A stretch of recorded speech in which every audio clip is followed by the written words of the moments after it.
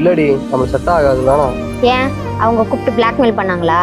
ஏய் சப்போஸ் நம்ம மேரேஜே பண்ணிக்கிட்டாலும் உனக்கு பிடிச்ச மாதிரி என்னால் ஹாப்பியாக வச்சுக்க முடியாதுடி.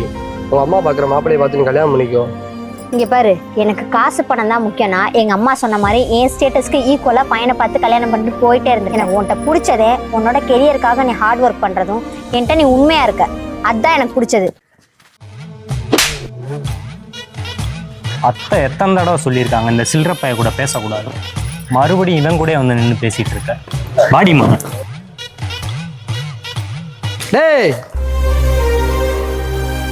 அவளை கூப்பிட்டு போது நீ யாரா? இன்னும் ஒரு வாரத்தில் அவளை தொட்டு தாலி கட்ட போற புருஷன்டானா?